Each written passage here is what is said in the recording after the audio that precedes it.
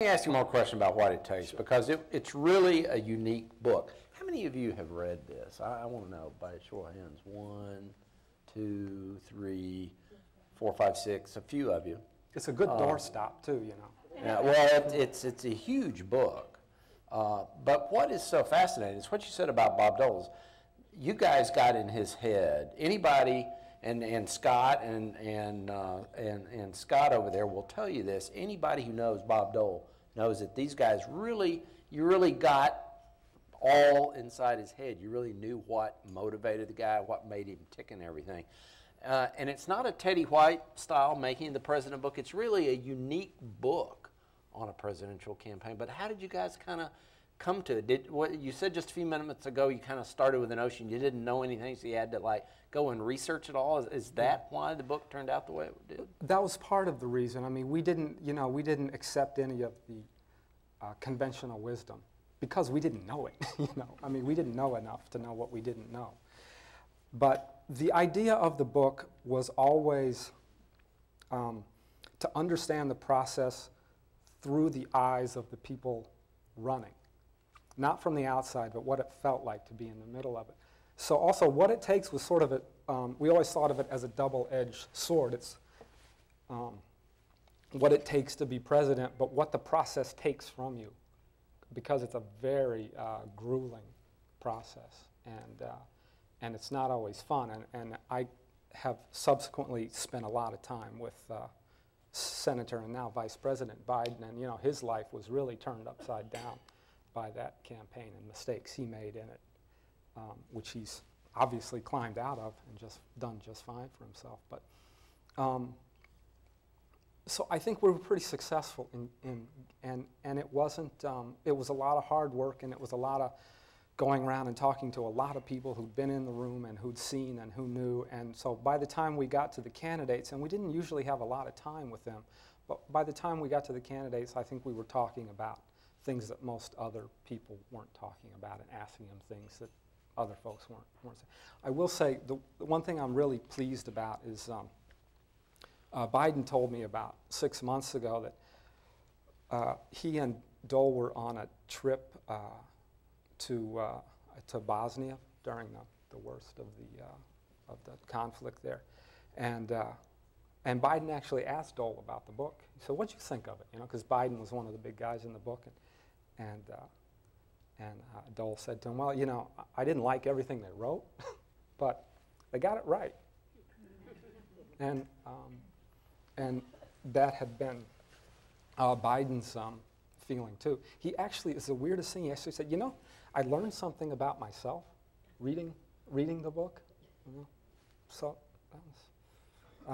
it was heartening in that way. We also, we also sent the chapters to the candidates and sent the chapters and read everything to people who helped us with the book. I remember proofing a lot of the sections of Richard Ben Kramer's interviews with me. So. Yeah, and we would call people up and read them pages right out of the book. And I mean, it was a book that,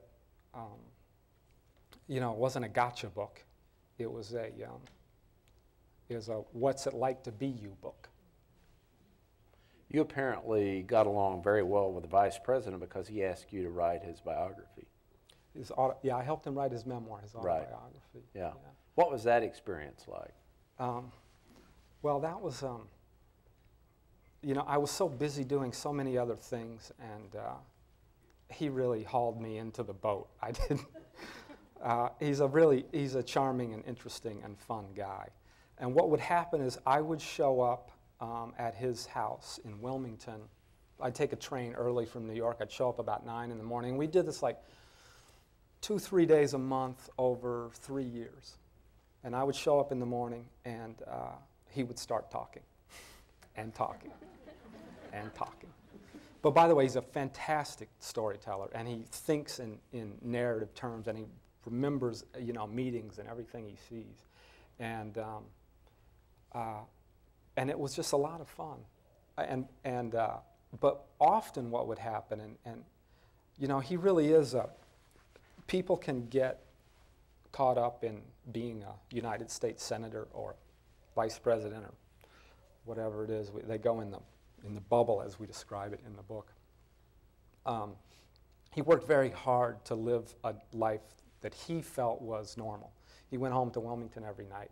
Usually when I showed up, there would be some task to do, you know. Mark, let's talk on the road because I have to go pick up some sod. So we'd go to the nursery and we'd pick up sod and we'd go to, you know.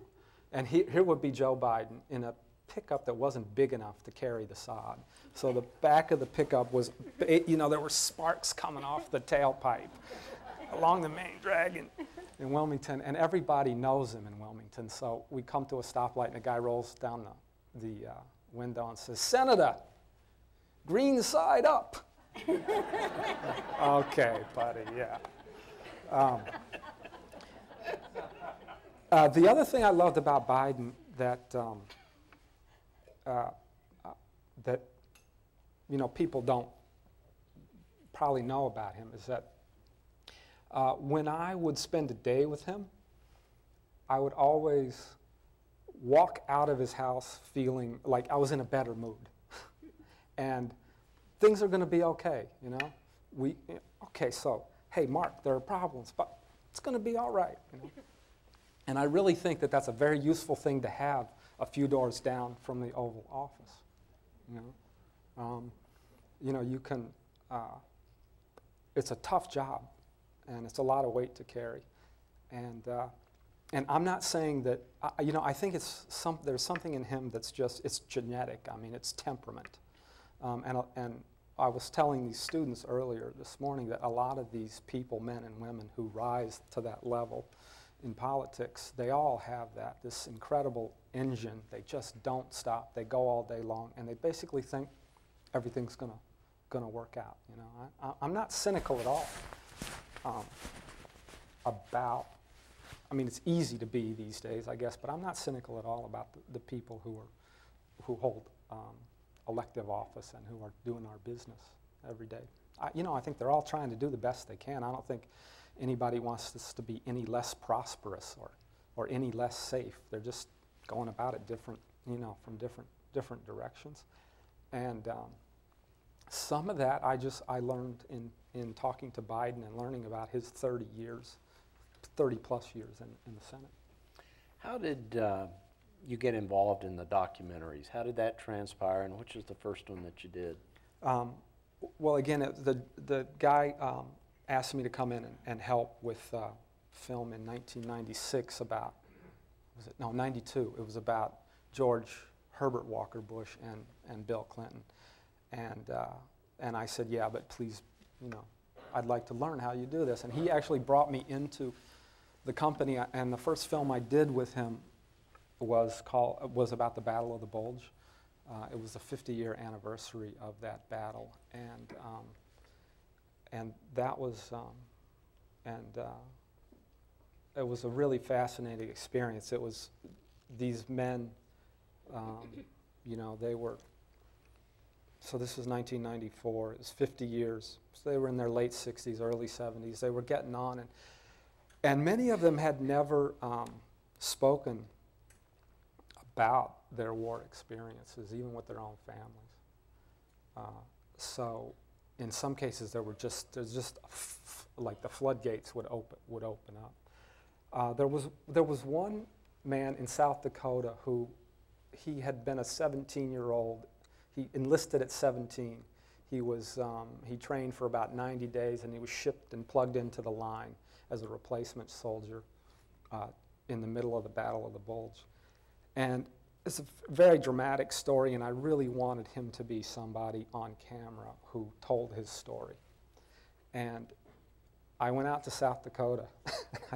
This poor man, I moved in with him for like 3 days. I just wouldn't leave, and we sat and we talked and we talked and we talked. And, you know, part of it was trying to convince him to come on in front of the camera and tell his story, but part of it was just sitting and being in the room and talking to him and hearing his experience. And I lost him. He didn't ever come on camera with me, but what he told me informs almost every almost every frame of the film. So nothing is ever wasted in these films. You know, there's a lot of, what you see is sort of the tip of the iceberg, and there's a lot of work that goes on beneath that, or I hope there is. At least in my work, I try to make sure that there is that. What was so compelling about his story? Why were you so focused on getting him to go on, and then you said it kind of informed every frame of the film? Well, he didn't, you know, because he was a replacement soldier and tossed into the middle of the line, he didn't really have pals in the unit, you know, so it was a very lonely experience for him. In fact, they had these replacement depots, they called them, but if you were a soldier being plugged in, you knew them as the Reppel-Deppels. You went through the Reppel-Deppel, he was plugged into the 17th Airborne. And the guy who was sort of assigning everybody into their different units, middle level officer said to them, and remember these 18-year-old kids, he said, most of y'all aren't coming back, might as well get used to it now. So, welcome to war, gentlemen. And so that's, now it's equally true that there were a dozen other, you know, gentlemen who had very compelling stories to tell and did. And there was something about him being so quiet about it, you know. TV is a medium, especially in film, where the big personality can sort of take over. And I've always liked the kind of quiet person. They just feel a little more believable. He wasn't selling himself, you know. He just sort of wanted to help tell the story. Mm-hmm. Now, most of the documentaries, were you approached by somebody to do the writing for them, or did somebody come to you and say, "Will you make this film?" Or did it work the other way around? Did you go to somebody and say, "I know you need a writer," or "I'd like to make this film," or whatever? Well, most of the work I've done over the last 18 years, I guess, has been for the American Experience series. I've done some other things, so I had a pretty strong relationship with them, and we would go back and forth, and there would sort of be an array of ideas that they were interested in, and then I would try to sell them on my ideas, and so I batted about 300 getting my ideas through. Usually I ended up doing theirs, but they were, you know, if I had a choice, you know, I would say, you know, I think I'll take the story in Hawaii instead of the story about Jesse James for now. You know? Yeah. But a few that, you know, Joe DiMaggio, which was a film I did with Richard also, was one that we pushed through. Walt Whitman was one that I really wanted to do, and I got a lot of resistance from them about that, about doing a poet, for God's sakes. Why would you do a poet? But managed to get that through and was very happy with that film. Which would you say is your favorite, if you had to pick one? Yeah, or your two or three favorites? Who's my favorite child?